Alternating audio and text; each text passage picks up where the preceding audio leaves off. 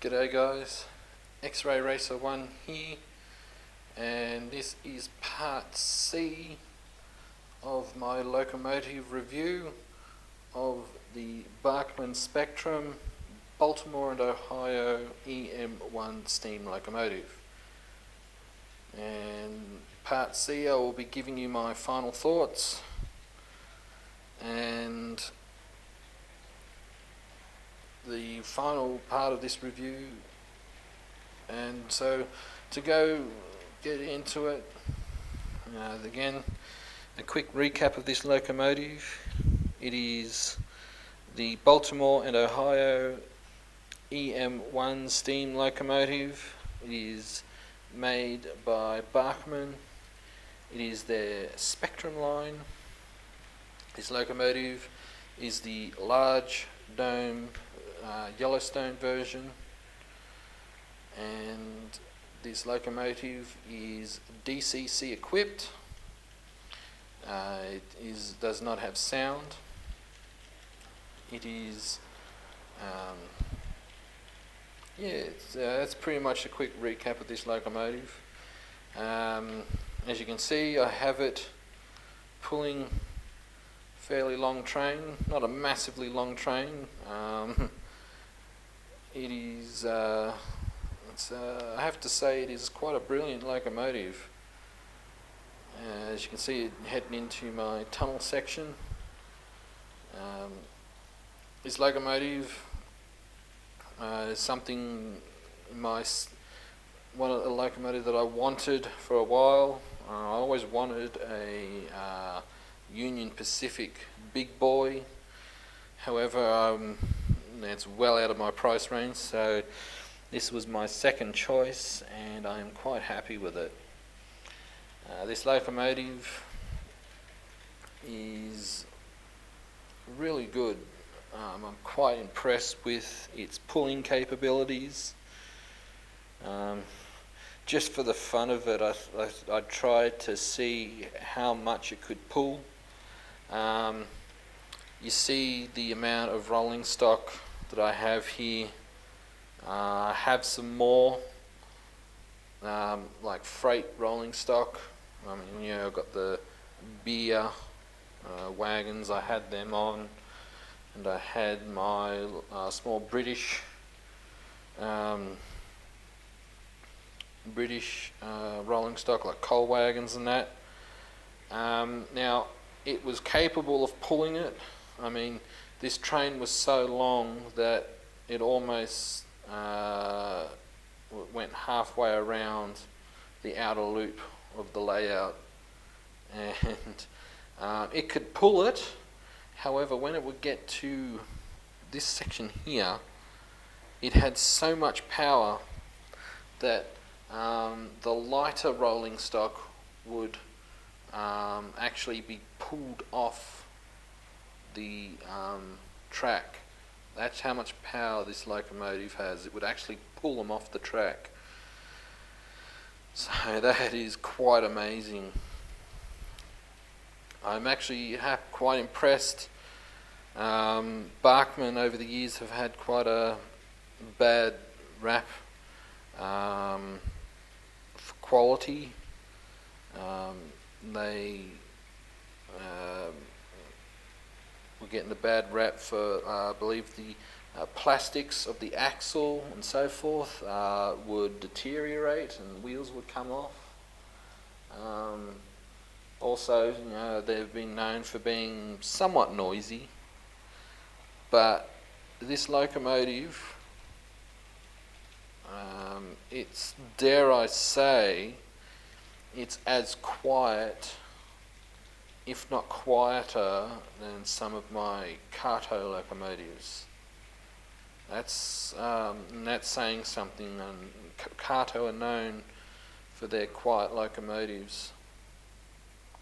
And it is an exceptionally good locomotive. What I will do is I will show you something that I have done to this locomotive. I'll just stop it here.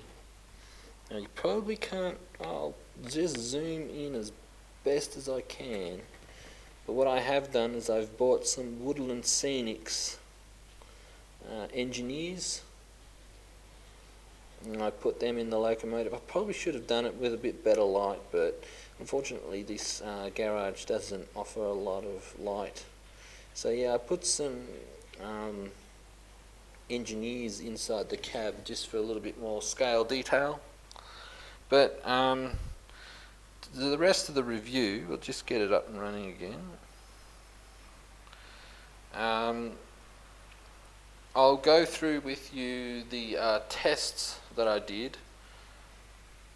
Now, with my voltage tests, the unloaded test, the locomotive would start to move at 2.2 volts. At a scale 2 miles per hour, it would be at 2.8 volts, and a scale 25 miles an hour, that was at 5.3 volts. Now the, I guess you could call it control test of 150 gram pulling would start to move at 2.2 volts. Scale 2 miles per hour was at 3.2 volts, and the scale 25 miles per hour was at 5.8 volts. So there's not a lot of difference. I would assume that the gearing in this locomotive is quite low, so the motor doesn't have to really pull any current to get moving. Now, the extreme pulling test. So like I told you, I tried to do my best to give you an idea of what it could pull. Now, I couldn't really weigh the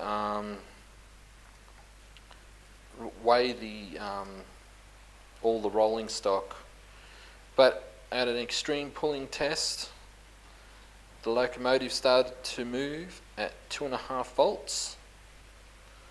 A scale 2 miles per hour, where, I'm sorry if the goes out of view here, I'm trying to film and film the locomotive and read at the same time. Scale 2 miles per hour was at 4.2 volts, and a scale 25 miles per hour was at 8.3 volts. So as you can obviously tell, the voltage did go up a fair bit to get it moving. So that was an extreme pulling test. I'll probably only do that extreme test just for this locomotive. I just wanted to see what it was capable of, and it did not disappoint. Now with the lights, both the front lamp and the lamp on the rear here, it only comes on when it goes in reverse. That light came on at 2 volts, but it would actually flicker at 1.65 volts. So those are the tests for pulling and that. So as you can tell, I mean, even in real life, the real locomotive was designed to do some serious pulling. Now, if you remember in part B, should know this. As you can see, as it comes around here, it would jump the track because of its size. And I said that what I would do is I would relay the track. However, I had a bit of a brainstorm. I got the idea of putting, as you can see, some bits of plastic and card around the outside of the track. You can't really see some of it here, but what I did is I put some, where's my finger? There it is. So I put, as you can see, I put bits of plastic and cardboard around on the outside of the track to make it bank in a little bit, and that actually helped. That helped it go around, so that saved me from having to cut this back and then relay a new section of track down. So that's a win. Winning. So that's good there. So yeah, so that's prevented me from having to relay track for this locomotive. But yeah. Now, for the score for this locomotive, I want to give it a 10 out of 10. However, you may not be able to see it too well, but if you watch the part where's my finger, where the piston goes in and out, where the bore would be, I did notice that it was a bit sloppy, I guess you could say. If I try and, you can see how it slaps around a little bit in there, like on that rear one there. I thought that was a little bit cheap. Really, that's probably the only thing bad I can think of about this locomotive. I mean, it's an exceptional locomotive and I'm really happy with it. So for this score, out of 10, I'm going to give it a 9.5 out of 10. Now, would I recommend this locomotive? Yeah, I would recommend it.